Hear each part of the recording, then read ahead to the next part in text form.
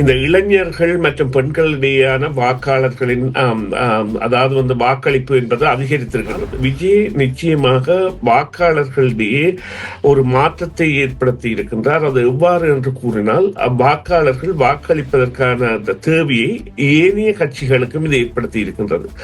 அவர்கள் அதாவது உண்மையிலேயே விஜய் பொறுத்தவரையில் ஒரு 15 விழுக்காடு வாக்குகளை மொத்தமாக இந்த தேர்தலில் பெற்றால் அவர் மூன்றாம் கட்சியாக நிலை பெறுவார் என்பதும், அடுத்த தேர்தலின் பொழுது அவருடன் கூட்டு சேர்வதற்காக அதிமுக போன்றவை முண்டியடிக்கும் என்பதும், அல்லது அவரே தனித்து ஒரு ஆட்சியை அமைக்கக்கூடிய நிலைக்கு செல்லக்கூடியதாக அவருடைய தேர்தல் பணிகள் தொடர்ந்தார். 50 ஆண்டு கால வரலாற்றில் இவ்வளவு தொகையான மக்கள், அதாவது இந்த வாக்காளர் அட்டைகளில் இந்த மாற்றங்கள் செய்யப்பட்ட பிறகு கூட இவ்வளவு தொகையானவர்கள் வாக்களித்தது தமிழ்நாட்டில் இதுவே முதல் தடவை. அதற்கு முந்தைய தேர்தல்களில் 72 74 75 வீதமானவர்கள் தான் ஒவ்வொரு முறையும் வாக்களிக்க செல்வதாக இருந்தது. ஆனால் ஆசனங்கள் அடிப்படையில் நிச்சயமாக திமுக வெல்லுகிறதுக்கான சான்றுகள் தான் அதிகமாக இருக்கின்றன. ஆனால் விஜயால் திமுகவின் அந்த வெல்லுகின்ற எண்ணிக்கை என்பது குறைந்து அதிமுக அதிக ஆசனங்களை பெறக்கூடிய தன்மையும் ஏற்படும் என்பதில் எந்தவித மாற்று கருத்தும் இல்லை. ஒரு கன்னி கட்சியாக வருகின்ற விஜயின் கட்சி 15 விழுக்காட்டை எடுக்குமாக இருந்தால், ஒரு 3 தேர்தலை சந்தித்த நாம் தமிழர் கட்சி 8 வீதத்தில் தான் கடந்த தேர்தல் நிற்கிறது. அந்த வித்தியாசம், அதாவது அந்த ஒரு கற்பிதம் வேண்டும். அதாவது நாங்கள் இன்னொரு கட்சியுடன் கூட்டி சேர்ந்தால் சில வேளைகளில் அவர்களால் 10-15 ஆசனங்களை கூட வெல்லக்கூடிய தன்மை இருந்திருக்கு. அந்த பேருந்துகள் தாமதப்படுத்தப்பட்டிருந்தால் அல்லது அட்டவணைப்படுத்தப்பட்ட பேருந்துகள் சேவையில் ஈடுபடாமல் இருந்து ரத்து செய்யப்பட்டிருந்தால் நிச்சயமாக அது குறித்த விசாரணை என்பது நடைபெற வேண்டும் என்றால் அந்த மாவட்டத்திற்குரிய ஆளுநருக்கு சில வேளைகளில் அழுத்தங்கள் சென்றிருக்கலாம். அது கண்டறியப்பட வேண்டும். ஆனால் அது உண்மையிலேயே ஒரு விசாரணை மூலம் தான் கண்டறியப்பட வேண்டும். ஆனால் நிலைமை அவ்வாறு இருந்தது என்பதில் எந்தவித மாற்று கருத்தும் இல்லை. விஜய் நிச்சயமாக வாக்காளர்களிடையே ஒரு மாற்றத்தை ஏற்படுத்தி இருக்கின்றார். அது எவ்வாறு என்று கூறினால், வாக்காளர்கள் வாக்களிப்பதற்கான அந்த தேவையை ஏனைய கட்சிகளுக்கும் இது ஏற்படுத்தி இருக்கின்றது. அவர்கள் அதாவது உண்மையிலேயே விஜய் பொறுத்தவரையில் ஒரு 15 விழுக்காடு வாக்குகளை மொத்தமாக இந்த தேர்தலில் பெற்றால் அவர் மூன்றாம் கட்சியாக நிலை பெறுவார் என்பதும், அடுத்த தேர்தலின் பொழுது அவருடன் கூட்டு சேர்வதற்காக அதிமுக போன்றவை முண்டியடிக்கும் என்பதும், அல்லது அவரே தனித்து ஒரு ஆட்சியை அமைக்கக்கூடிய நிலைக்கு செல்லக்கூடியதாக அவருடைய தேர்தல் பணிகள் தொடர்ந்தார்.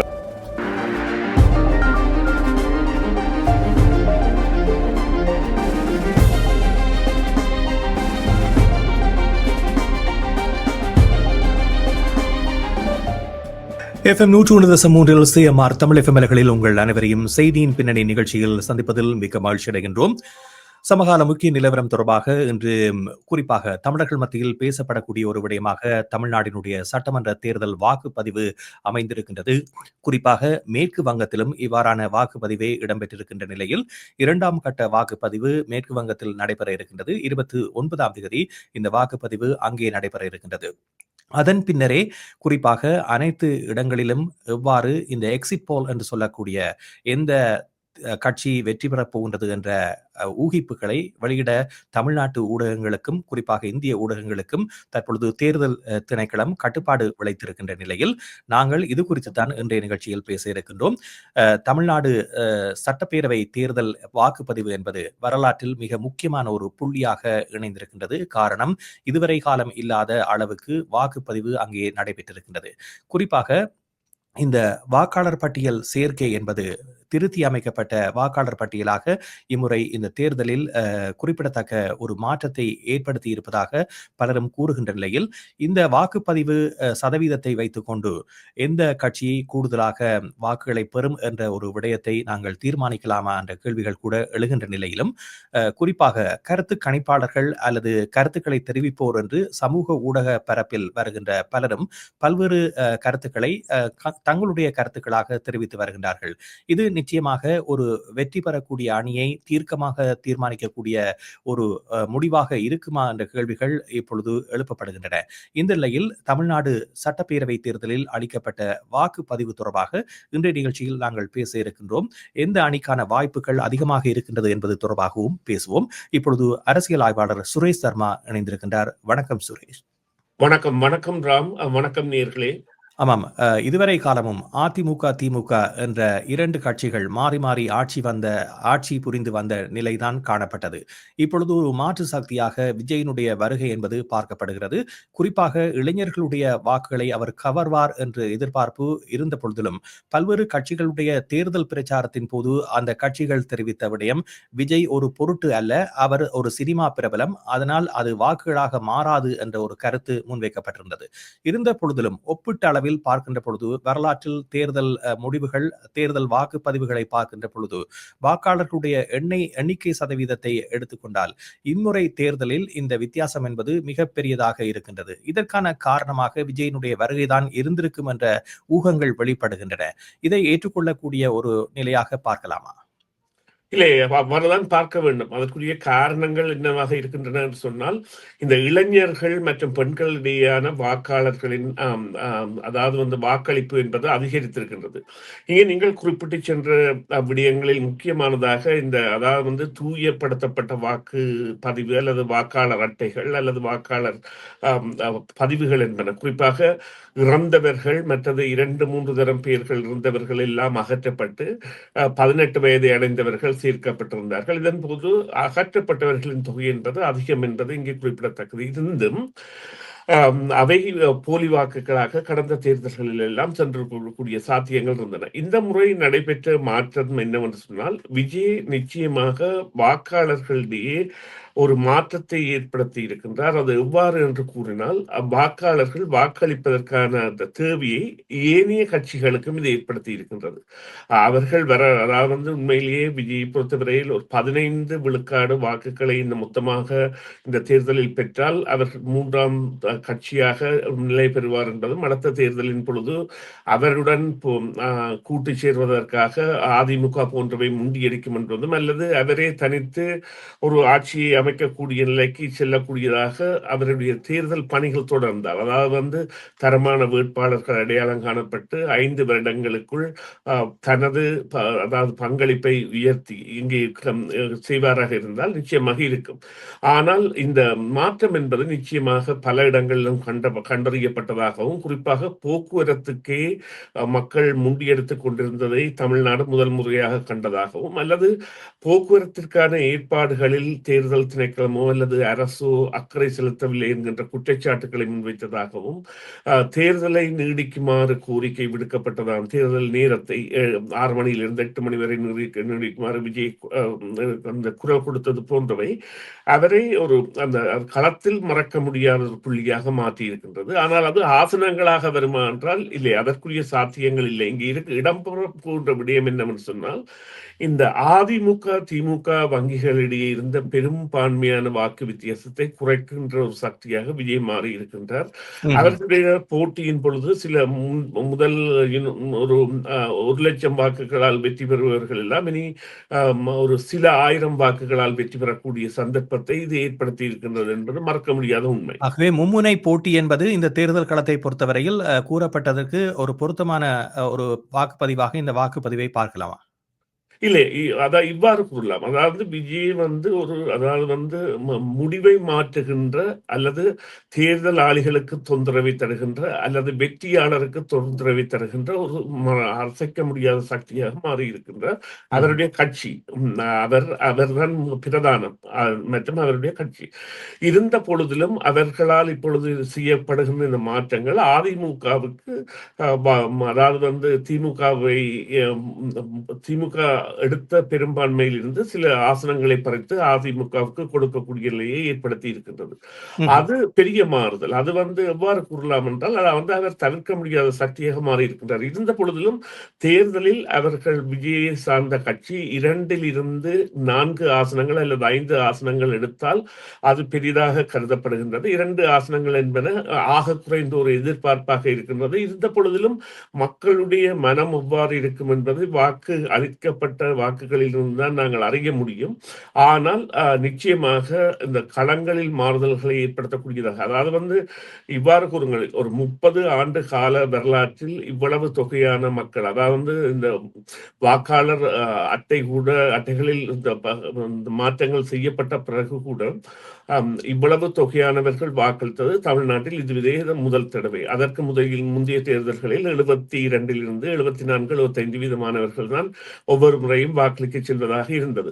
ஆனால் இந்த முறை இந்த வாக்களிப்பு என்பது இன்னும் கூடியிருக்கும் என்று சொன்னால், அங்கே போக்குவரத்து இல்லாமல் மக்கள் அவதிப்பட்டதை அனைவருமே ஒத்துக்கொண்டிருந்தார்கள். அது அதாவது ஒரு திட்டமிட்ட செயற்பாடு என்று இப்பொழுது குற்றச்சாட்டு முன்வைக்கப்படுகிறது. காரணம், கீழம்பாக்கம் பேருந்து நிலையத்தை தடுப்பதனூடாக வெளியூருக்கு செல்லக்கூடிய வாக்காளர்களை நிறுத்துவதனூடாக வாக்களிப்பு சதவீதத்தை குறைப்பது என்பது திமுகவுக்கு ஆதாயமாக அமையும் என்று கூறுகிறார்கள். காரணம், கூடுதலான வாக்கு சதவீதம் இடம்பெற்றால் ஆளும் கட்சிக்கு அது ஒரு மந்த நிலையை ஏற்படுத்தும் என்ற ஒரு நிலை கருதித்தான் இவ்வாறு செய்தார்கள் என்ற குற்றச்சாட்டு முன்வைக்கப்படுகிறது. இதனை நீங்கள் ஏற்றுக்கொள்கின்றீர்களா? ஏனென்றால் கூடுதலான வாக்குப்பதிவு வருகின்ற போது அது ஆளும் கட்சிக்கு ஒரு சவாலான விடயமாக மாறுகின்றது என்ற விடயத்தை நீங்கள் எப்படி பார்க்கிறீர்கள்? இல்லை, அது நிச்சயமாக உண்மை. அதில் எவ்வாறு உண்மை என்பது இந்த ஆளும் கட்சிக்கு அது பாதகமாக அமைகின்றது என்பது உண்மை.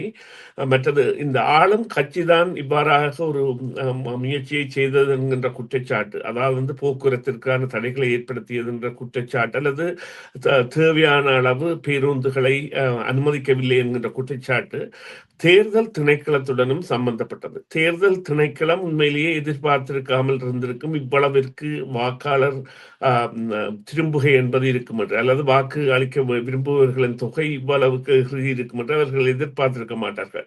ஆனால் அதற்குரிய கட்டமைப்புகளை அந்த ஆட்சியங்கள் செய்தனவா என்பது சில வேளைகளில் விசாரணைகளில் சென்று முடியக்கூடிய சந்தர்ப்பத்தை தற்பொழுது எல்லாமே ஏற்படுத்தி இருக்கின்றது என்றால், உண்மையிலே இது ஒரு சமூக வலைத்தளங்களின் சாதகமான செயற்பாடு என்று குறிப்பிட வேண்டும். ஏனென்றால் உடனடியாகவே தங்களது முகப்பதிவோ அல்லது வாட்ஸ்அப்போ அல்லது டிக்டாக் மூலமோ இவ்வாறான நிலைமைகள் அங்கே உள்ளதை மக்கள் வெளிப்படுத்துகின்ற நிலைமைதான் இந்த இவ்வளவு சிக்கல் இருந்தது என்பதை பல இடங்களிலுமே காணக்கூடியதாக இருந்தது. அதாவது பல மாவட்டங்கள் கூட இந்த நிலைமையை காணக்கூடியதாக இருந்தது. எனவே இது நிச்சயமாக திட்டமிடப்பட்டிருக்கலாம், ஆனால் விசாரணையின் மூலம் கண்டறியப்பட வேண்டிய விடயம். ஆனால் தேர்தல் திணைக்களம் எதிர்பார்த்திருக்க முடியாத அளவு மக்கள் வாக்களிக்க திரும்பி இருக்கின்றார்கள் என்கின்ற உண்மையை ஏற்க வேண்டும். ஆனால் அதற்காக அந்த பேருந்துகள் தாமதப்படுத்தப்பட்டிருந்தால் அல்லது அட்டவணைப்படுத்தப்பட்ட பேருந்துகள் சேவையில் ஈடுபடாமல் இருந்து ரத்து செய்யப்பட்டிருந்தால் நிச்சயமாக அது குறித்த விசாரணை என்பது நடைபெற வேண்டும். என்றால் அந்த மாவட்டத்திற்குரிய ஆளுநருக்கு சில வேளைகளில் அழுத்தங்கள் சென்றிருக்கலாம், அது கண்டறியப்பட வேண்டும். ஆனால் அது உண்மையிலேயே ஒரு விசாரணை மூலம் தான் கண்டறியப்பட வேண்டும். ஆனால் நிலைமை அவ்வாறு இருந்தது என்பதில் எந்தவித மாற்று கருத்தும் இல்லை. நிச்சயமாக மக்கள் பலரும் வாக்களிக்க செல்வதிலிருந்து இந்த அதாவது வந்து இந்த தாமதத்தால் தவிர்க்கப்பட்டிருக்கிறார்கள். அதுதான் உண்மை. கரூரை பொறுத்தவரையில் வாக்கு சதவீதம் அளிக்கப்பட்ட தொகுதிகளினுடைய வாக்குகளை பார்த்தால் கரூர் தான் முதலிடத்தில் இருக்கின்றது. அளிக்கப்பட்ட வாக்குகளின் சதவீதத்தின் அடிப்படையில் 90 கடந்த நிலை காணப்படுகிறது. அங்கே இந்த துயர சம்பவம் இடம்பெற்று கரூர் போட்டியாளராக இருந்த செந்தில் பாலாஜி அவர்கள் கோவை தெற்கு தொகுதிக்கு மாற்றப்பட்டிருந்தார். இந்த நிலையில் இந்த வாக்குப்பதிவு சதவீதம் அங்கே உயர்ந்திருப்பதற்கு ஒரு அனுதாப அலை அங்கே வீசுவதை நாங்கள் ஒரு காரணமாக கொள்ளலாமா? என்ன காரணத்திற்காக திடீரென ஒரு தமிழ்நாட்டில் இருக்கின்ற இந்த தேர்தல் தொகுதிகளில் கரூரில் அதிக அளவான மக்கள் வாக்களித்திருக்கிறார்கள்? இல்லை, இது உண்மையிலேயே அதாவது வந்து அந்த இது 2 கட்சிகளின் முக்கியமான நபர்களும் சென்று பிரச்சாரம் செய்தது, அல்லது 4 அசைக்க முடியாத தலைவர்களும் பிரச்சாரம் செய்தது இதற்குரிய காரணமாக இருக்கலாம். என்றால் கரூர் மாவட்டத்தை அவர்கள் முதல் பொம்மைப்படுத்தியது, அல்லது கரூரில் விஜயின் பேரணியின் போது இடம்பெற்ற சாவு என்பது நிச்சயமாக வாக்குகளாக மாறக்கூடியதாக அல்லது அதன் பாதிப்புகளை தெரிவிப்பதற்கான ஒரு காரணியாக எடுக்கப்பட்ட அங்கே ஒரு வாக்களிப்புக்கான சந்தர்ப்பத்தில் அவர்களுடைய பிரச்சாரங்கள் ஈடுபட்டிருந்தன. அந்த பிரச்சாரங்கள் ஊடாக, அதாவது இன்னும் ஒரு விடயத்தையும் நாங்கள் ஒத்துக்கொள்ள வேண்டும், கடந்து போக முடியாதபடி இந்த வாக்களிப்புக்கு என்று ஊட்டம் கொடுக்கப்படுவது தமிழ்நாட்டில் இன்னும் குறைந்து விடவில்லை. வாக்குக்கான பணம் கொடுக்கப்படுவதோ அல்லது பரிசுகள் கொடுக்கப்படுவதோ குறையாமல் இருக்கின்றது. எனவே இவற்றின் ஒட்டுமொத்த செயற்பாடாக நாங்கள் இதனை பார்ப்போமாக இருந்தால் நிச்சயமாக அந்த தேர்தல் தொகுதியின் மக்களிடையே ஒரு மாறுதல் ஏற்பட்டு இருக்கின்றது. ஆனால் அதற்கான பிரச்சாரங்கள் அதிகமாக செய்யப்பட்டிருக்கின்றன. இங்கு இன்னொரு விடயத்தையும் குறிப்பிட வேண்டும். இப்பொழுது இந்த திமுகவுடன் காங்கிரஸ் பிரச்சாரங்கள் இணைந்த அணியாக எப்பொழுதுமே வெற்றி பெற்றுக் கொண்டிருந்த பொழுதும் ராகுல் காந்தியை இந்த ஸ்டாலினுடன் இணைந்து பிரச்சாரங்களில் ஈடுபட்டதாக இல்லை. அதேவேளை விஜய் அவர்கள் தெரிவித்த கருத்து ஒன்று, தனக்கு காங்கிரஸ் கட்சியின், அது பழைய காங்கிரஸ் கட்சியின் வாக்காளர்களிடையே இருந்து ஆதரவு இருக்கின்றது என்று. எனவே அந்த பிரிவுகளுக்கு, வாக்கு பிரிவுகளுக்கு விஜய் ஒரு பலம் சேர்த்திருக்கின்றார். அது நிச்சயமாக ஒட்டுமொத்த வாக்கில் ஒரு 15% எடுப்பாராக இருந்தால் நிச்சயமாக அவருடைய வருகை என்பது தமிழ்நாட்டு அரசியலில் தவிர்க்க முடியாதபடி இருக்கும். ஆனால் ஆசனங்கள் அடிப்படையில் நிச்சயமாக திமுக வெல்லுகிறதுக்கான சான்றுகள் தான் அதிகமாக இருக்கின்றன. ஆனால் விஜயால் திமுகவின் அந்த வெல்லுகின்ற எண்ணிக்கை என்பது குறைந்து அதிமுக அதிக ஆசனங்களை பெறக்கூடிய தன்மையும் ஏற்படும் என்பதில் எந்தவித மாற்று கருத்தும் இல்லை. ஆமாம். இதே நேரத்தில் விஜயனுடைய கட்டமைப்பு குறித்து பல்வேறு கேள்விகள் எழுப்பப்பட்டாலும் இந்த தேர்தலை கண்காணித்தவர்கள் என்று பார்க்கின்ற பொழுது செய்தியாளர்கள் கூறுகின்ற கருத்தின் அடிப்படையில் இந்த வாக்குச்சாவடிகளில் பணியாற்றக்கூடிய தொண்டர்கள் என்று பார்க்கின்ற பொழுது விஜய் அதற்கான ஒரு சீருடையை கொடுத்து தான் அணிவது போன்றே ஒரு காக்கி சட்டை, காக்கி கலரில் ஆன காட்சட்டையும் வெள்ளை நிறத்திலான மேலுடையும் அணிந்து சென்றவர்களுடைய சீருடையை பார்க்கின்ற பொழுது விஜயனுடைய தொண்டர்கள் என்பதை அடையாளம் காட்டக்கூடிய வகையில் இந்த தேர்தல் அமைந்ததை பார்க்கக்கூடியதாக இருக்கின்றது. பிரபல நடிகர்களும் அதே நிறத்திலான ஆடைகளை அணிந்து சென்றதையும் பார்க்கக்கூடியதாக இருக்கின்றது. இவ்வாறான கட்டமைப்புகளை, அதாவது தற்போதைய இளைஞர்களுக்கு ஏற்றாற் போன்ற ஒரு நடவடிக்கையை அவர் ஆரம்பித்திருப்பதாக நீங்கள் பார்க்கவில்லையா? ஏனென்றால் பல தேர்தலிலும் பிரச்சார மேடைகளில் அதிமுக திமுக தலைவர்கள் பேசிய பொழுது விஜயனுடைய கட்டமைப்பு சரியில்லை, இது தேர்தல் களத்திற்கு பொருத்தமில்லாத ஒரு பிரச்சாரம், சமூக வலைதளங்களினூடாக மேற்கொள்ளுகின்ற பிரச்சாரங்கள் எடுபடாது என்ற கருத்துக்களை தெரிவித்திருந்தார்கள். ஆனால் இந்த வாக்களிக்க வந்த இளைஞர்களை பார்க்கின்ற பொழுது அவர்களுடைய கோரிக்கையை ஏற்றுத்தானே வந்திருக்கின்றார்கள். இல்லை, அதில் உண்மை இருக்கின்றது. நீங்கள் குறிப்பிட்டது போல இந்த வெளி மாநில ஊடகங்கள், குறிப்பாக இந்த ஆங்கில மொழி ஊடகங்கள், அது இந்தியா டைம்ஸாக இருக்கட்டும் அல்லது NDTV-யாக இருக்கட்டும், அவர்களுடைய செய்தியாளர்கள் தாங்கள் செல்கின்ற இடங்களில் விஜயை குறித்த கருத்துக்கள் அதிகமாக பயிரப்பட்டதாக கூறுகின்ற ஒரு தன்மையை நாங்கள் காணக்கூடியதாக இருக்கின்றது. எனவே அந்த விஜய் குறித்த பார்வை என்பது அவர்களிடையே அதிகம் சென்றிருக்கின்றது என்பதில் இரண்டாம் கருத்தில்லை. மறுபக்கமாக விஜய் இவ்வாறான செயற்பாடுகள் என்பன அவரை நிச்சயமாக பின்பற்றுவதற்கு வழிவகுத்தாலும் அவர் ஒரு கடும் சாதாரண ஒரு மனிதனை போன்ற ஒரு செயற்பாட்டுகள் வர வேண்டிய தேவை இருக்கின்றது. இதுவரை காலமும் சுமார் 30-40 ஆண்டுகள் திரைப்படத்துறையில் இருந்தவர் ஒரு 5 நிமிட காட்சியை எடுப்பதற்கோ அல்லது 2 நிமிட காட்சியை எடுப்பதற்கோ ஒரு நாளை செலவழிக்கின்ற பொழுது அவருடைய உழைப்பு என்பது அங்கே ஒரு மனத்தியாலமாக இருக்கும், மிகுதி நேரம் ஓய்வெடுப்பதாக இருக்கும். அதே போன்றதொரு பாணி இல்லாமல் தொடர்ச்சியாக தனது நேரத்தை அந்த அரசியல் நோக்கி அவர் செலுத்துவாராக இருந்தால் நிச்சயமாக அதனால் மாற்றத்தை ஏற்படுத்த முடியும். ஆனால் மாற்றம் ஏற்படுகின்றது. நீங்கள் கூறியது போல இளைஞர்கள் மற்றும் ஏனையவர்களிடையே மாற்றம் ஏற்படுகின்றது. ஆனால் அந்த மாற்றம் ஒரு ஒட்டுமொத்தமாக ஒரு விஜய கட்சி வேட்பாளருக்கான வெற்றியாக போய்விடுமா என்றால் இல்லை. ஆனால் அவருக்கான ஒரு வாக்கு வங்கி எங்கே உருவாக்கப்படுகின்றது. இது ஒரு கன்னி கட்சி. கட்சி ஆரம்பிக்கப்பட்டே ஒரு வருடம் தான் ஆகின்றது. ஒரு வருடத்தில் தேர்தலை சந்திக்கின்ற ஒரு கட்சிக்கு இவ்வாறான ஒரு வாக்கு கிடைப்பது என்பது நிச்சயமாக ஆட்சியை பிடிப்பதற்கு ஒப்பான விடயம். அந்த கட்சி உண்மையிலே ஒரு 5-6 வருடங்களுக்கு முதல் ஏற்படுத்தப்பட்டிருந்தால் அல்லது முன்னரே ஒரு தேர்தலை சந்தித்திருந்தால் சில வேளைகளில் அவ்வாறான நிலைமை ஏற்பட்டிருக்கும். ஆனால் தற்போதைய நிலைமையில் அவர்களால் 15-20% வாக்குகளை கைப்பற்ற முடியும். அதிகமாக 5 ஆசனங்கள் கைப்பற்றலாம் என்கின்ற எதிர்பார்ப்பு இருந்த பொழுதும் சில வேளைகளில் பொறுத்திருந்து பார்ப்போம். இதே நேரத்தில் நிகழ்ச்சியின் நிறைவாக குறிப்பாக இந்த சிறுபான்மை கட்சிகள் மற்றும் நாம் தமிழர் கட்சிகள் போன்றவர்கள் இளைஞர்களை முன்னிறுத்தி தங்களுடைய உழைப்பை கொட்டியிருக்கின்றார்கள். இருந்த போதிலும் விடுதலை சிறுத்தைகள் போன்ற கட்சிகள் தற்பொழுது ஒட்டுமொத்தமாகவே இந்த தேர்தல் களத்திலிருந்து அப்புறப்படுத்தப்பட்டதாக தகவல்கள் வெளிவருகின்றன. எதிர்காலத்தில் இவ்வாறான இளைஞர்களுடைய சேர்க்கையை தக்க வைத்துக் கொள்வதற்கு விஜய் முற்படுவாரா? அதே நேரத்தில் இவ்வாறான கட்சிகள் இளைஞர்களை மையப்படுத்தி இதுவரை பிரச்சாரம் செய்து வந்த நாம் தமிழர் போன்ற கட்சிகளுடைய நிலை எப்படி இருக்க போகிறது? அவர்களுடைய வாக்கு சதவீதம் ஏற்கனவே அதிகரித்து வந்ததை பிரச்சாரத்தில் கூறி வந்தார்கள். இப்பொழுது வாக்கு சதவீதத்தில் சரிவு வரும் என்று எதிர்பார்க்கப்படுகின்ற நிலையில் எதிர்காலத்தில் அவர்கள் தங்களை எவ்வாறு வளம்படுத்தப் போகிறார்கள்? இல்லை, இப்பொழுது இங்கே பார்க்க வேண்டிய விடயங்கள் என்னவென்று சொன்னால், நாம் தமிழர் கட்சி என்பது 7 அல்லது 8 வீத வாக்குகளை 8 வீதம் என்று வைத்துக் கொள்ளும் 8 வீத வாக்குகளை கடந்த தேர்தலின் பொழுது பெற்றிருந்ததாக இருந்தால், அது இந்த முறை உண்மையிலேயே இப்பொழுது அவர்களுக்கு 4வது தேர்தல் என்கின்ற பொழுது ஒரு 12-13 வீதத்தை பெற வேண்டும். அதற்கு மாறாக அது 6-7 வீதமாக குறையுமாக இருந்தால் நிச்சயமாக அவர்களுக்கு வீழ்ச்சி ஏற்படுகின்றது என்றது உண்மையாக இருக்கும். இங்கே இருக்கின்ற விடயம் என்னவென்று சொன்னால், ஒரு இயக்குனர் கற்பனையின் விளைவாக நடக்கின்ற விடயங்களாக கூட நாங்கள் சிலவற்றை எடுத்து பார்க்க வேண்டும் என்று சொன்னால், அனைத்து தொகுதிகளிலும் போட்டியிடுவது என்பதை விட இவ்வாறான வாக்கு பலமுள்ளவர்கள் இன்னொரு கட்சியுடன், பிரபலமான கட்சியுடன் சேர்ந்து போட்டியிடுகின்ற பொழுது அவர்களால் சட்டமன்றத்திற்கு செல்லக்கூடிய தன்மை என்பது ஏற்படும். சட்டமன்றத்திற்கு செல்லுகின்ற பொழுது அங்கே அவர்களால் ஆற்றக்கூடிய பணிகள் மற்றும் மக்களிடையே ஏற்படுத்தக்கூடிய மாற்றங்கள் என்பதையும் இருக்கும்.